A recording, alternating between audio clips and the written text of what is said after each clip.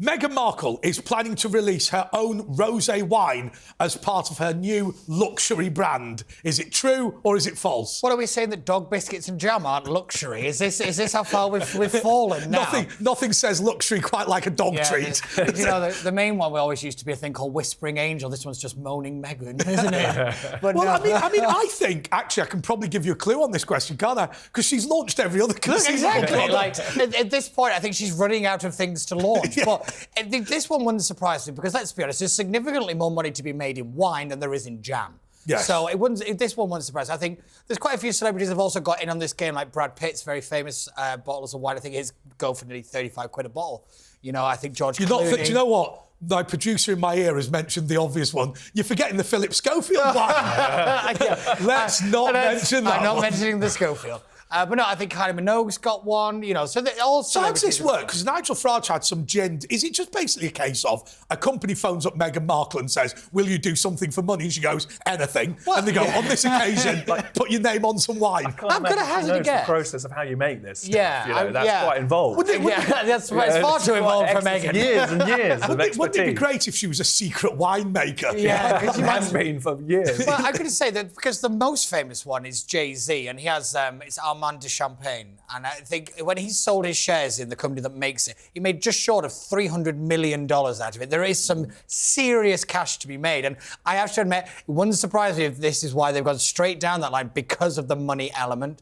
Yeah, because what they're always doing is just marking up not very good stuff.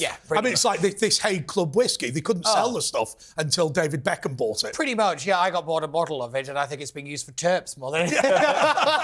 It's a very Californian thing to do, isn't it? Yeah. I don't know if they'd taken a field trip to the Napa Valley or the Sonoma Valley and said, you know what, we should actually start doing this. Now, Stephen, are you susceptible to celebrity endorsements? So what my story is that I have a lovely substitute mother called Judy McAlpine, and when I go to hers, we ask for Kylie.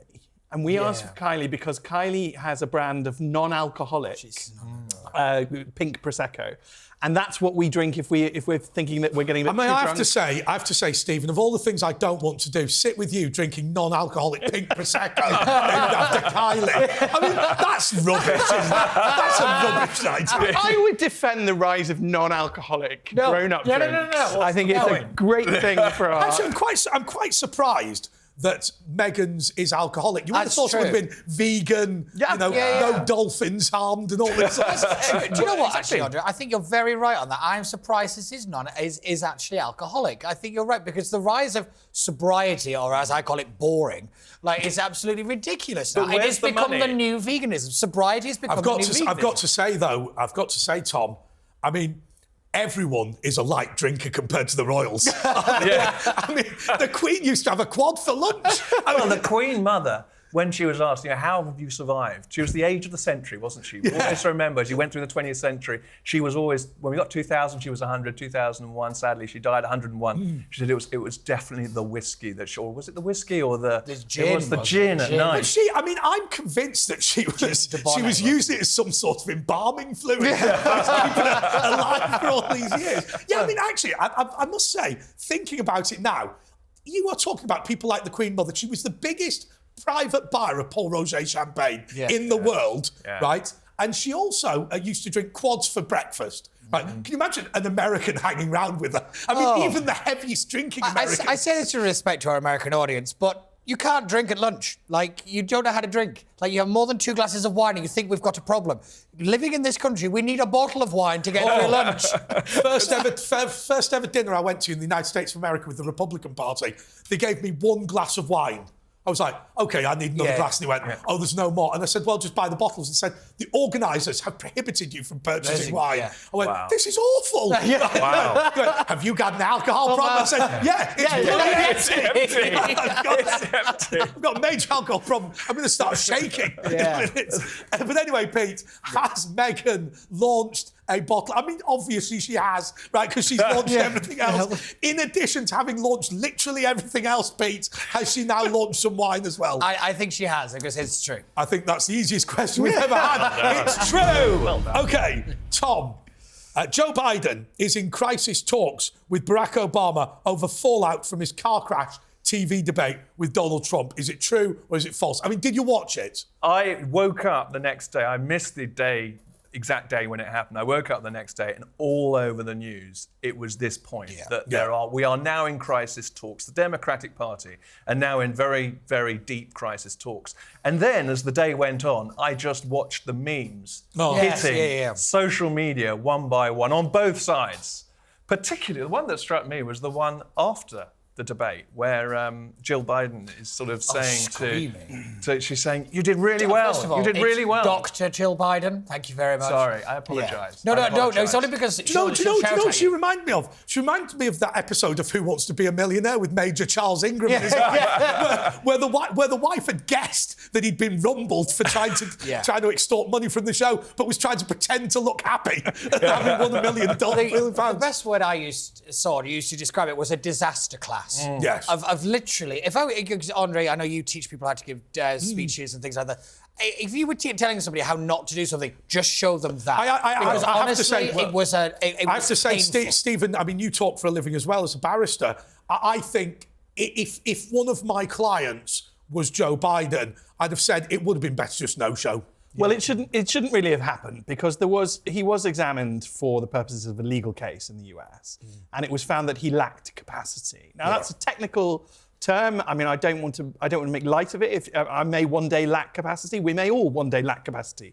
But when you do, can you really then stand to be president of the United States? So hang on a second. So that there is a formal definition of lacking capacity. This is somebody who, as an example, perhaps might not be able to be sentenced to go to prison because he'd be incapable of... Yes, we shouldn't assume guilt, but what they were testing was whether he was fit to stand trial. No. And they tested and they found he wasn't. He's not fit to stand trial. Well, if he's not fit to stand trial, that really should be the end of everything. I mean, I really don't understand. I think most of us on this side of the pond, and I, as you know, I mean, I think the first time I ever appeared in front of you, you asked me to have an opinion on Donald Trump, and I refused to. I don't take sides in any politics, let alone other people's.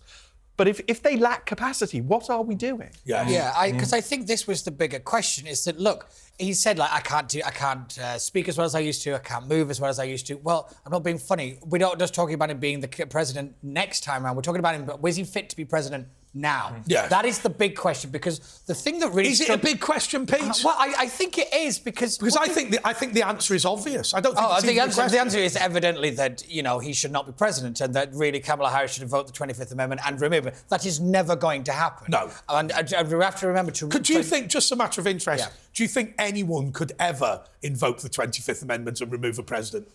It's just one of those things... I'd like to think that some people would put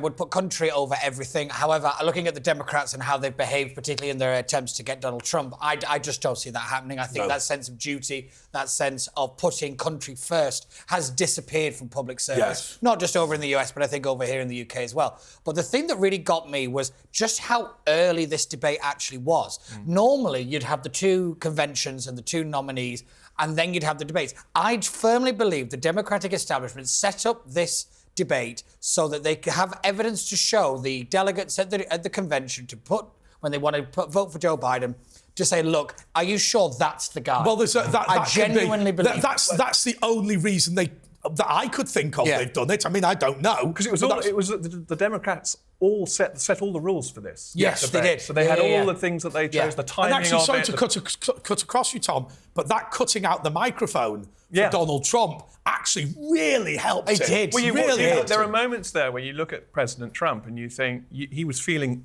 really sorry for what he was seeing. Yeah. He wasn't gloating in any way. No. He was thinking, this is where we are. Harassing an old person in old people's just on Donald Trump, obviously lots of people said there were lots of, I think 30 lies were told and all the rest of it. But because Biden's performance was so bad, Trump could just say whatever he wanted. But what I would say is, it wasn't interesting how he did pull back. How he wasn't that loudmouth, in-your-face kind of guy. And I think he's been trained a lot better. I think he's learned a lot more. And I actually think that even if it's not Biden, whoever goes up in front of Trump at those big debates, I think they're in for a real headache. Mind you, Stephen, I mean, I don't know, in my everyday life, you take the mickey out of the tougher people and you lay off the weaker people. I think you can have a go at Hillary in a way you can't have a go at Joe Biden because it is humiliating somebody who's not competent. Well, I think that's why even on this show, it's much more tempting to criticise Jill Biden than it is to even... Because a lot of us feel pity. Yeah. It's Joe Biden, he said. No, he's forgotten. Oh, well. I don't think he understood that last sentence. But that line, that I don't think he would have said at the end of that sentence, and I don't think he does either. That was the killer. Yeah. That line, end of debate. End of Joe Biden's presidency in one line delivered by It was still not as good as because you'd be in jail. Yeah. But again, it's that point that because you'd be in jail. That was the end of the presidential campaign. Right. And the same way that I think this presidential campaign is already over for Joe Biden. Yes. But it covered all the issues. We do know the golfing prowess of both candidates, which is probably the most important. I was on another show with somebody here at Talk, and they said, wasn't it nice to know that they were able to get the handicap down to 6 whilst it was supposed to be vice president? I was like, I hadn't clocked that one, actually. I had a friend who went to a job interview and he listed among his interests golf. And he said, I knew nothing about golf. I'd never done it. And I wasn't expecting anyone to ask. And they went, what's your handicap? And he went, about 300. Yeah, I don't think it is. That's like with actors, when they say that they've done lots of different things, and the end, so all they say is ride a horse, and then they look at the horse and they go, I can't get on that. Or a politician what's your favourite Taylor Swift? Oh, yes. So, Tom, is it true or false that Joe Biden is in crisis talks? It's absolutely true. Absolutely true. OK, Stephen, the BBC has been criticised for wasting £100,000 of licence fee payers' money on audience members for their election debate. Is it true or false? What really irritates me is that impartiality and our understanding of what impartiality is collapsing in this country. These audiences, and I say this because I've been on Question Time 10 times in the audience, which is way beyond what gets you a lifetime ban. I began using... Andre, you need to get out more, if I'm being honest.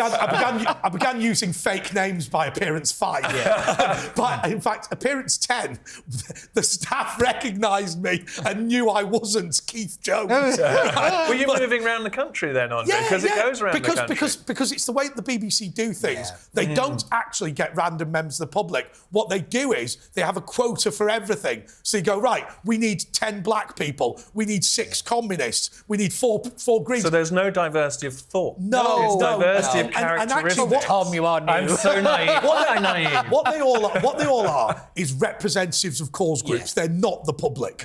And that is the real problem that you've got with all this. This is why it costs so much money, because they're professional hacks. Now, what I would have done if it was me, there is an obvious solution to this. You just get a big room and let anybody come. That was the obvious thing to do. And that is our solution. And that's what we stumble upon with juries. And that's what we do with democracy. The wisdom of crowds. Yes, the wisdom of crowds, the wisdom of random. Trying to pre-select. And this is... So what the BBC is doing there, what you're describing, is what's called balance. Yes. Balance is not impartiality. We've stumbled into these fake ideas because we've lost impartiality. I'll tell you what I remember. I remember when I used to be a contributor on 5 Live, and I liked the guys at 5 Live, and there's no point in me slagging them off because they were good to me over the years.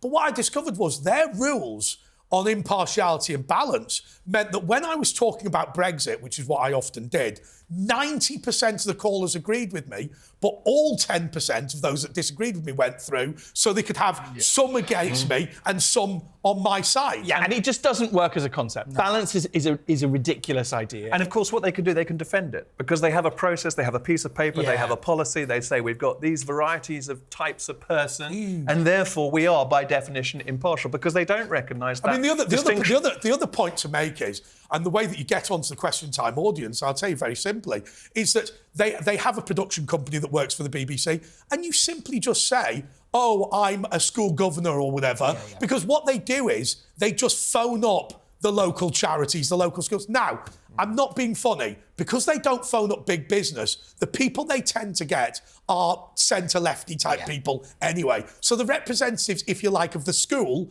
are lefties. The charity people are lefties. And then you're left with sort of 5 conservative activists. I use Twitter to tweet out the content that we make here, right? And things like that. I don't get into Twitter spats with people, largely because I don't think that anyone I like or who likes me is interested.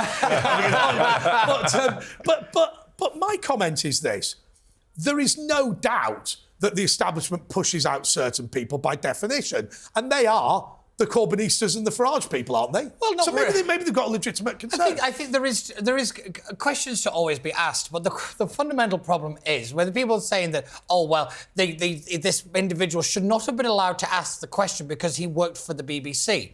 Well, if you're doing that, you're then going to have to remove the right of 21,000 employees, that's how many people work for the BBC, of their right to ask. Let's remove their rights in general. Remove their rights in general. And I thought, well, wait a minute, I thought you lot were the freedom fighters. And, you're supposed to be defending democracy, but you want to take rights away from people because of who they work for. But it is...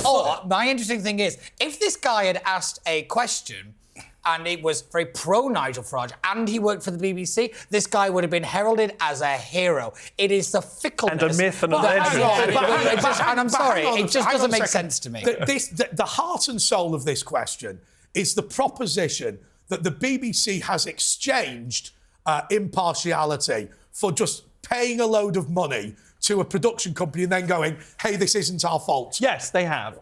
And what Pete should be doing, actually, is joining me and calling for genuine impartiality, a simple, clear rule, consistently applied to everybody. Right, having said all of that, I did appear in the 1997 Tony Blair Question Time, for which I was paid £150, a room in the Euston Square Hotel, and I ran up a bar bill and did a runner. So I assume they paid that as well. So I will say one thing, because I just don't want to be hypocritical about this. I've treated myself to the BBC's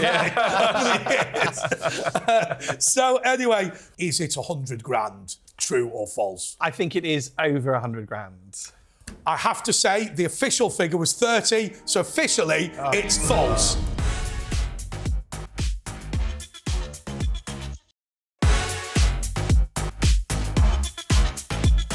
It's time for That Was the Woke That Was with Andre Walker. Welcome back. This is That Was the Woke That Was on Talk.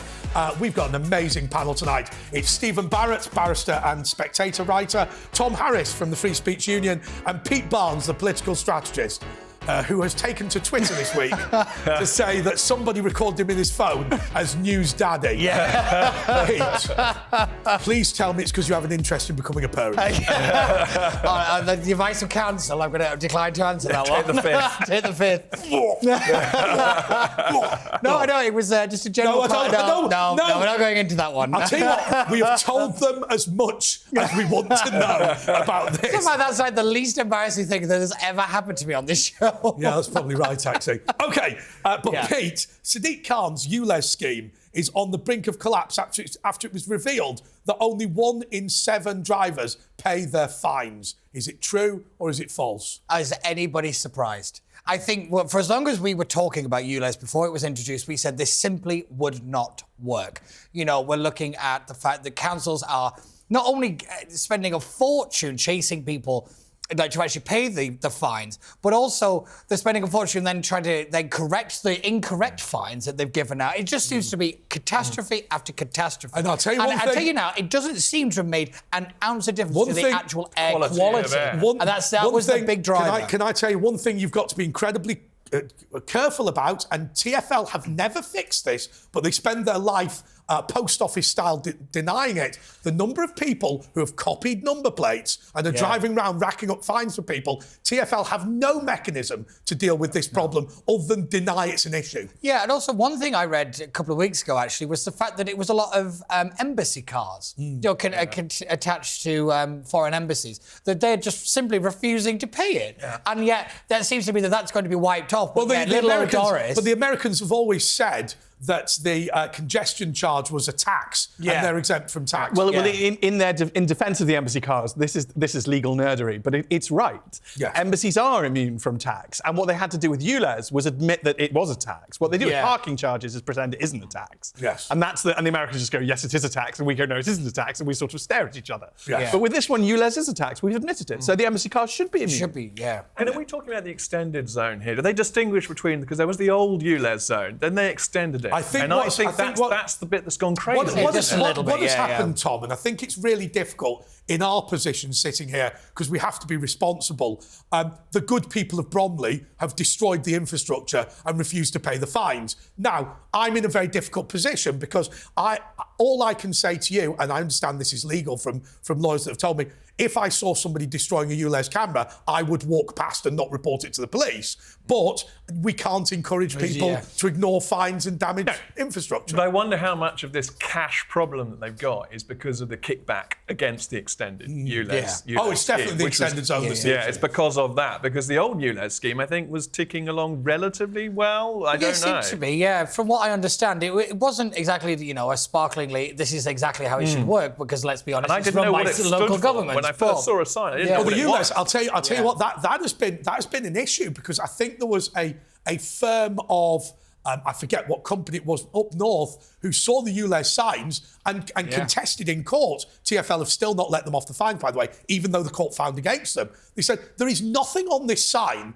that tells you have to pay anything, you can't start charging people fines having not told them to pay. Now, TfL is not rescinding the fines, having lost the case. Well, that's outrageous. But this is where you get to if you have too many rules, which are too complicated, and nobody understands them. And eventually you get societal collapse if we carry on this way. So the alternative is to pull back, make our rules much, much clearer, have fewer rules, and then enforce those rules. But the problem, Stephen, with Transport for London, which we were told was going to be the solution to all the problems. The problem with Transport for London is roads cost them money and the tube makes them money. And they are therefore trying to destroy the road network and driving because it's in their financial interest to destroy it. What they're not doing is serving the capital. And I've said this before today. I finish work at 1 o'clock in the morning. I cannot, I mean, you live locally, Tom, so you'll know this as well. I cannot believe that they've managed to magic up traffic jams at 1:30 in the morning on a weeknight. But they have done it by cutting the road capacity, creating all these crazy chicanes and traffic lights. And it's coming to a city near you. And you can go mad, because I think with the after COVID, they were shutting off so many roads, sort of the low traffic neighbourhoods. I think I ended up in an infinite cycle where I don't know how I got into it. I had no idea how I was going to get out of it. Part of me still stuck on a one-loop system. The car's still parked. The major problem comes with the Pete Barneses and Andre Walker type people who live, and I always think I should say this in a Northern Irish accent, in the border community. Because my father lives in my dad lives in Greater Manchester. His nearest local train station is in Merseyside, and his nearest mainline train station is in Cheshire.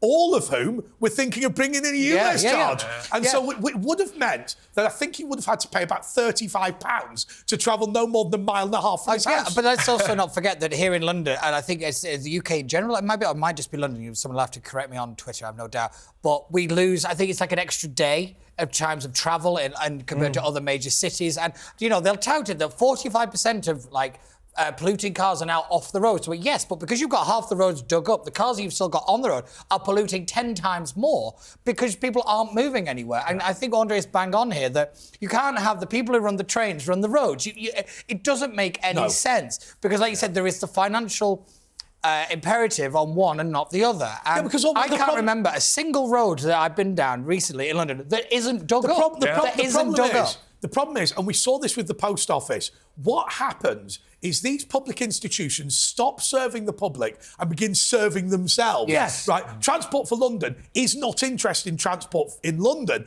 It's interested in maximising its own infrastructure projects that it enjoys building. And when you go to the website and it talks about our roads and our trains and our this, the more they use we're mending your railway, we're mending your train, we're mending your road. The more they use that talk to us like we're three. Yes. The more you realise there might be a problem. And by the way, for those of you who are not in London or a major city or indeed in the UK, the best bit about Sadiq Khan is that he runs the trains in areas where he was not elected. Yes, that's absolutely right. They got rid of the bloody London travel card when you're trying to come from Windsor. Yeah. No, but I've had enough of it. But no, anyway, I was going to say, just Real anger. Real anger. Pete, no, the gallery's going mad. They're sick of ULEZ. All right. And they've said in the words of Margaret Thatcher, ULEZ if you want to. The ladies. Okay. So has Sadiq Khan's ULEZ scheme run into trouble? It has, it's true. It's absolutely true. Okay, Tom.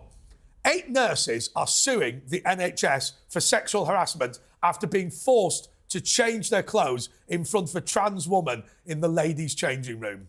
Is it true or is it false? This is such an interesting story because Is it? I came across it by mistake when I was just watching TV a couple of nights ago. You were going on your computer thinking, Oh, look, I've come across 6 nurses on some television programme. It's exactly the same as Neil Parish. They're not trans.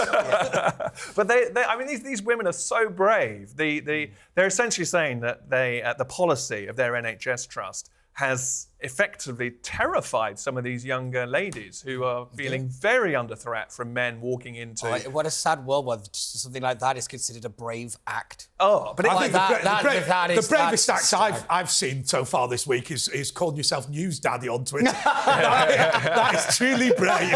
Truly brave. It's got it all. But look, the problem that I've got with this, Tom, is that I don't want to have a go at somebody. If somebody wants to walk around in a frock and call themselves Susan, I'm all right with it. It doesn't bother me. The problem is it's impeding other people's rights. And we've ended up in this situation where, human rights laws and whatever are just being cited as a reason to do balmy stuff and impede other people's rights to freedom.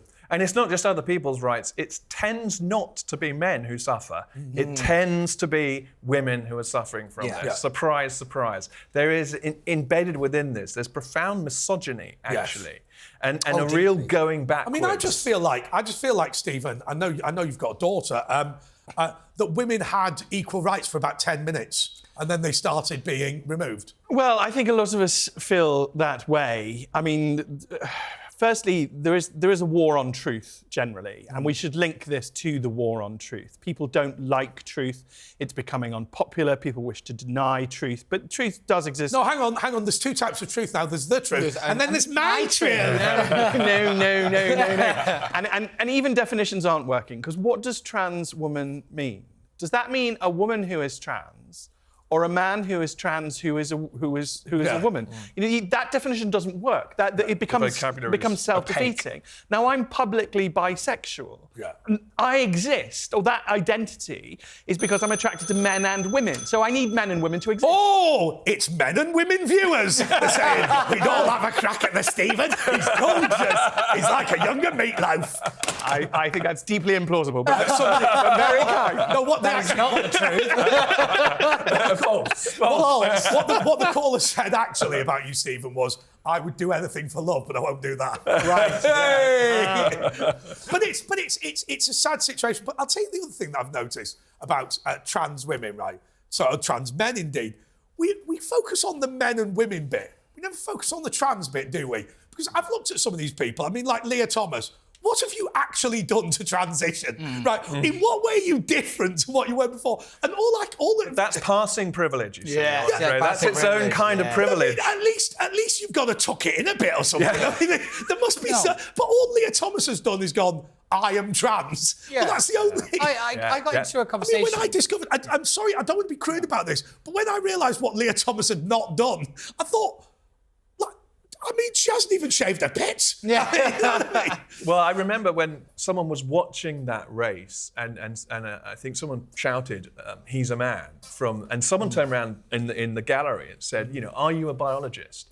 And she came straight back and said, "Well, I'm not a vet, but I know what a dog is." Yeah. Which is right. Yeah. I think the biology of all of this has not changed just because we have a desire and we have a spiritual view. I mean, what worries me before we do move on, I confidently predict that people like me will be criminally prosecuted in the fullness of time, and I will have to make a decision, won't I? Because I always say tyranny is when everybody lies to each other. When the police knock on my door and say something that is plainly untrue, as an example, someone with a penis and testicles is a woman, I will have a choice at that point whether to agree with them, thus expanding tyranny, or whether to go down in flames by telling the truth. I will then go to the court and the court will say, stand there and tell me that someone with a penis and testicles is a woman, and if I refuse to do it, I get into trouble. I don't know what to do. No, well, that is the choice we will face, but you rightly pointed out that the reason to reject this is to protect the kids. Yeah. That's what we will, and if you stand there, I'll stand with you. Yes. You know, we do actually have to come together about Mind you, somebody said to me,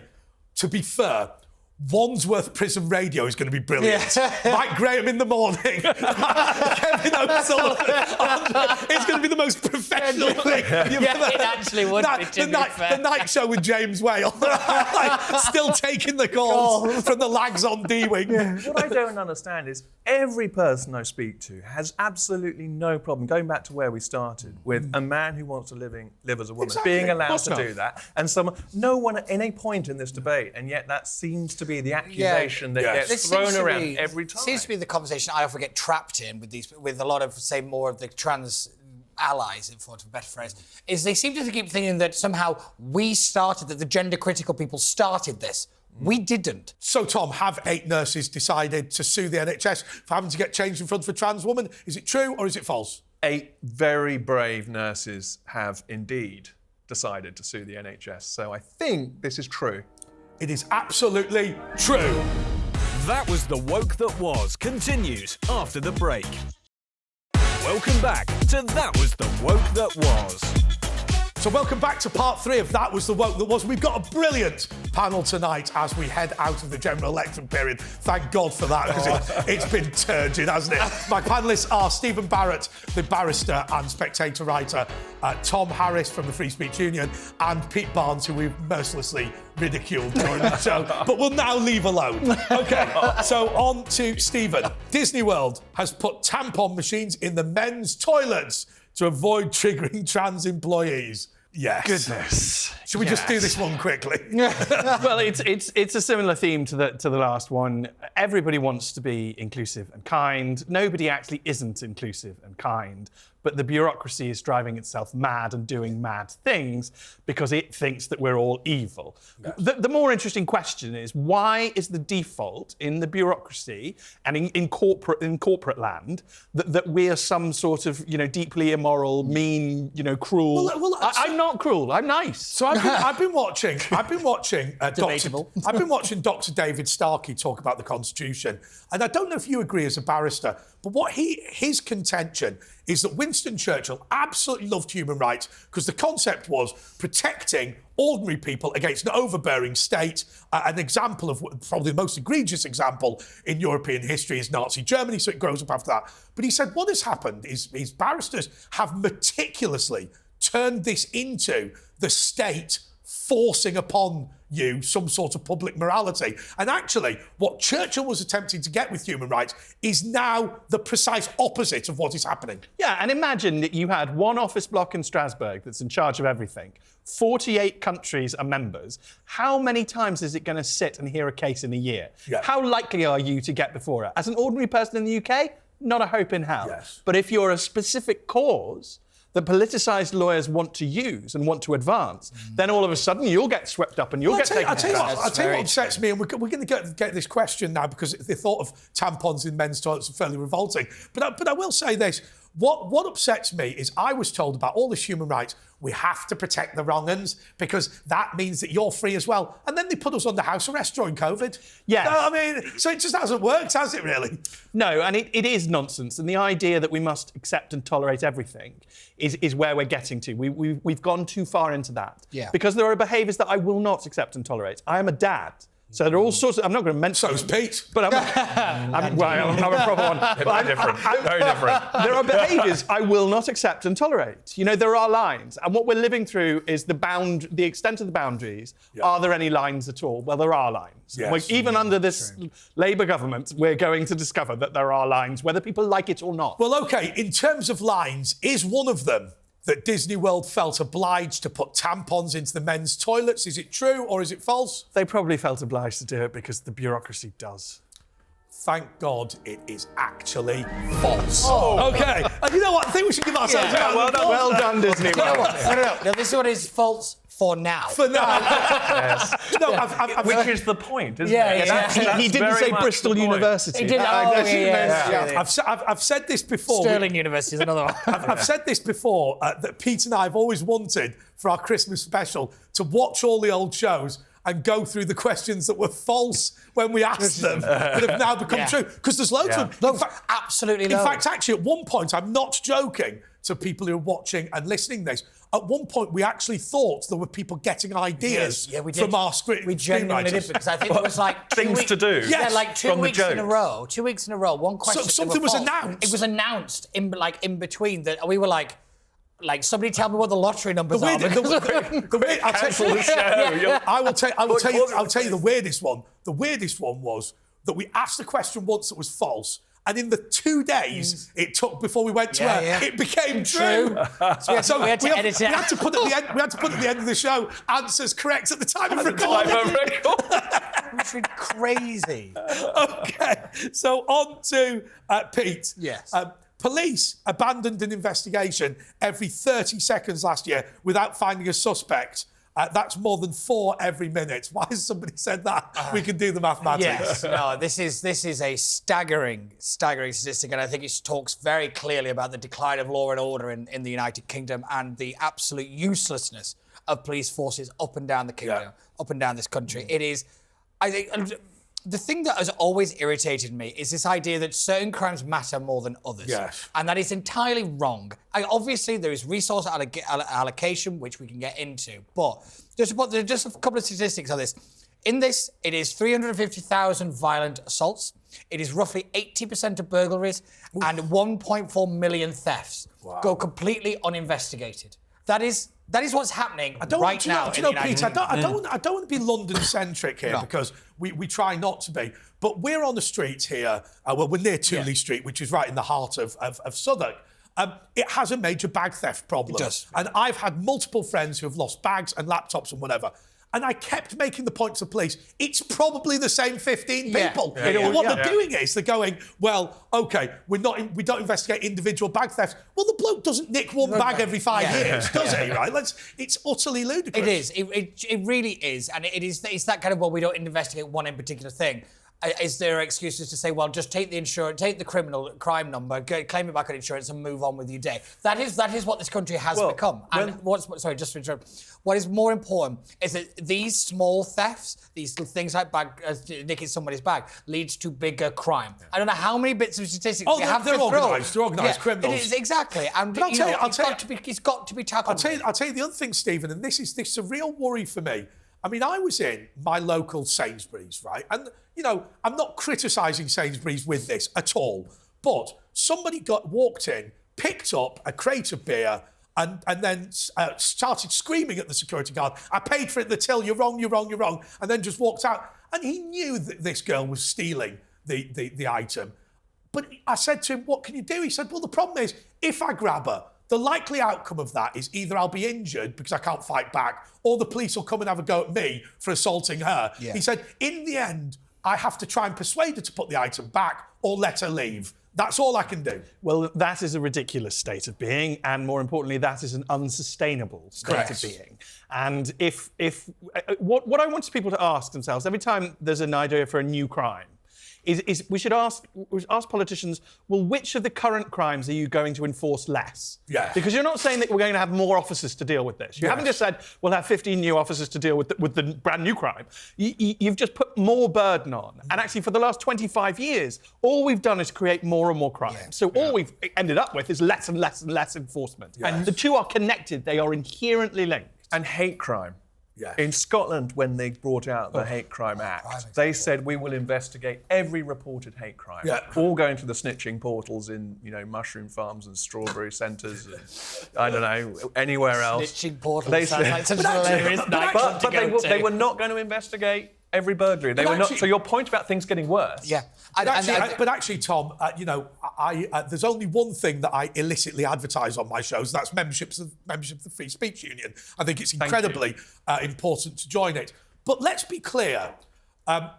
What you do wastes public money, doesn't it? Because public institutions come up with this stupidity and you have to stop them. But that process in of itself takes time and takes money. And so some of these crimes are not being investigated because police instead are wasting their time attacking a free speech union member and dealing with you. And that's not me being critical of you, but it is a fact. Well, we're trying to reveal the problem that we have in the police force, for example. They don't understand free speech. They don't balance Article 10 rights with, the other side, the EDI, the equity, diversity, inclusion. Hopefully what we're doing is helping them to redirect the resources and also giving them a reason and laying things out so that these institutions can say, do you know what, we have a good reason now to redirect resources away from this. I suppose that, I mean, by the way, I wasn't being critical, but No, I suppose if the free speech union wins, then these police will stop wasting their time. Yeah, and we should disband. We want to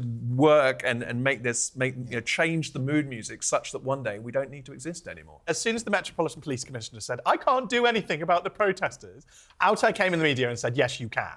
I rated in The Spectator and I pointed out several laws he had, powers he had, that he could take action on. And he stubbornly refused to do anything for weeks. And I'm not going to sugarcoat it for your audience. I may have been mildly rude to him then for a number of weeks, because why not? You're not being necessarily truthful.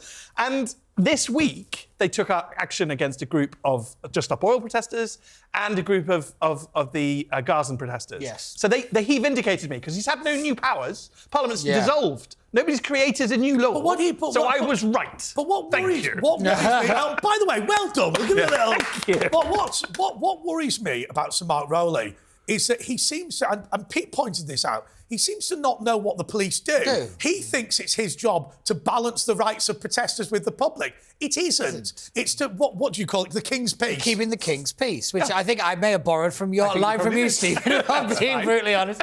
But, sorry about that. But imagine you have the most senior police officer and says, and I think I am actually quoting you now via Pete, he says, it is my job to balance the rights of the protesters with the public. No, it's not. It's to enforce the King's Peace. But you've literally got the most senior police officer in Britain who doesn't know what a police officer does. But it's this legislative machine, isn't it, as well? They already have the laws and the powers. What is happening with the public sector is that they assume what their role is and then get on with whatever their assumption was. But anyway, one of the things that we must assume about the police is that they're not doing anything about crime. Have they given up on 4 crimes per minute? It's true. It's absolutely true. That Was the Woke That Was continues after the break. Welcome back to That Was the Woke That Was. Hello and welcome back to part 4. This is That Was the Woke That Was. We're storming it today with Steven Barrett, Tom Harris and Pete Barnes. Pete is Reed. OK, so we are now on to Tom.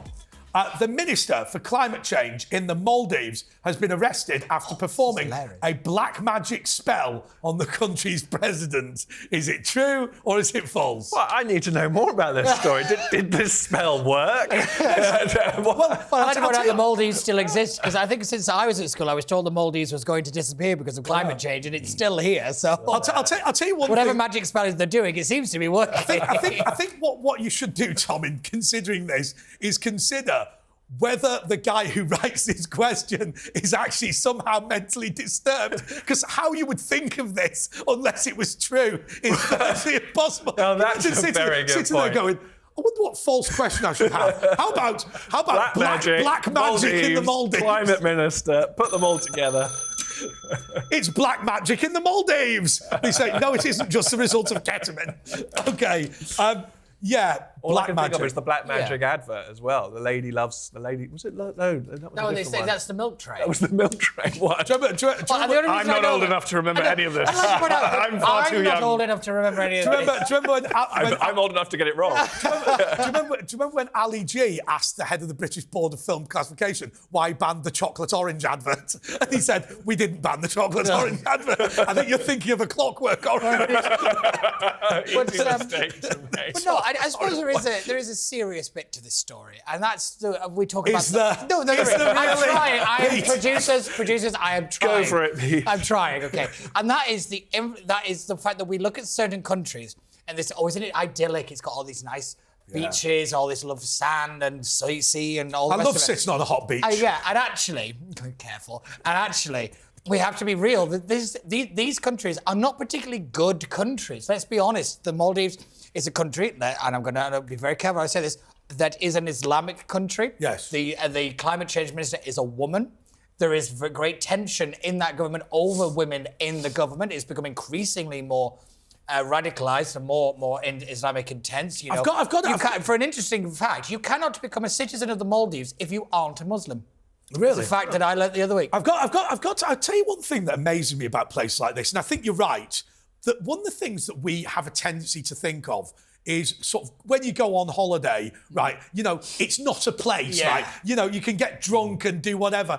And I've seen friends of mine go to some countries where the laws are freaking conservative. I mean, I had a friend of mine who was in a gay partnership and they went on their honeymoon to Malaysia. Now, I mean, it's 20 years hard labour for being gay. And sunbathing in the nude as well. You know, where you get into terrible trouble, but you have to remind people this is not Britain. You're not in Bognor anymore. I mean, I have to say, funnily enough, I will say that the Mayor of Zakynthos kicked off once because he was saying, I'm afraid it is not legal in Greece to perform on the street at 6 a.m. when you're drunk. And he said, and just because you're on holiday doesn't mean there aren't laws in this country. But Pete's right. The Maldives is not the Garden of Eden politically. No, and this is an important legal point. All 194 countries are entitled to their own legal system, and they all have their own legal system. Yes. The Maldives, the last time I was on here, it came up because it had initially banned Israelis. Yes. And then it wanted to clarify, actually, we're only banning Jews. So, Tom, is the Minister for Climate Change in the Maldives a full-on crank? I'm going to listen to you, Andre, and take your advice. It cannot be made up. It must be true. It's absolutely true. OK, so our final question, and it goes to Steven. A church in Mexico is selling plots of land in heaven. The church is offering heavenly real estate for the price of £100 per square metre. Well, one of the reasons that we initially broke with Rome, if we take Brexit as the second breaking with Rome, but the first breaking with Rome was because the church had got itself into this sort of position where it was selling all sorts. I mean, the amount of pieces of the true cross, you know, were enough to build a battleship. And it's entire. Any institution run by humans can be good or bad, and if you assume they're good, they're much more likely to fall into badness. Yeah. So this idea is not something that's new. Churches routinely and other religions do. By the way, I just want to ask you this question, right, that I find very odd. Right. How is the space in heaven more expensive than the grave they stick you in? That is surely what you'd say is you go, the grave is cheap, the heaven bit's the pricey bit, isn't it? It doesn't make any rational sense, but a lot of belief doesn't. I mean, that's not necessarily an attack on belief, but humans have gone here before, so it's got an inherent plausibility to it. I only notice that in this show, all the false questions have come to me because I must be perceived as some kind of sucker who just thinks everything's true. Is it? Well, if you're not paranoid, you're bad at litigation. So I'm going to assume that this is false on that or some other basis. So you really think, you really think that the writers for this show sat there and went, well, he said false now, hasn't he? He can't back out. It's bloody obvious. It's bloody obvious. Yeah, well, I know. Yeah, what we'll do is we'll put some more mad stuff in this false next yes, well, I have to say, though, Tom, I mean, you're a Christian, I'm a Christian. Yeah. There has always been an element in every religion of give us a couple of quid and we'll see you. Always. I mean, that history of the Reformation is perfect. And, of course, I mean, this must be Rome. I don't think it is, because Peter has the keys to heaven. Yes. Doesn't he? So presumably he's the landlord. He's the land registry. So somewhere must be. I apologise to any religious people watching it. What happens if I go up to heaven and you know this product's been missold? I mean, could I sue? It would be a very interesting question. Yeah. Could you more of an ecumenical matter? Could you say? Granny died last week and we're fairly certain that she's been unable to claim this in heaven. Therefore, we want our money back. Well, I mean, if they do have land rights in heaven, they would need a land registry. Yeah. So, you know, it's not that odd What to about have the purgatory? idea. Is that like the allotment down the road? That's or- when you're a renter. I'll tell you what I love. I'll tell you what I love. And I'm assuming, I'm no lawyer, Stephen, but I'm assuming that this is legally dreadful. But let's remind ourselves what's happened with the moon. Yeah. There's been an international treaty to say no government can claim the moon. So somebody has said, no government can, but a company can. And they're selling acres of the moon on that basis. Yeah. I am going to tell you one thing. I reckon that title deed will be about as much use as this square metre of heaven. But you said that it was false. We're sticking with false. It is absolutely true, which means that Steven Barrett has come last with minus 50 points. Minus 50. Tom Harris, who normally I favour because he's from the Free Speech Union, unfortunately only got 300 points. But the winner, News Daddy Pete Barnes, who wins with 8,000 points. Until next week, goodbye.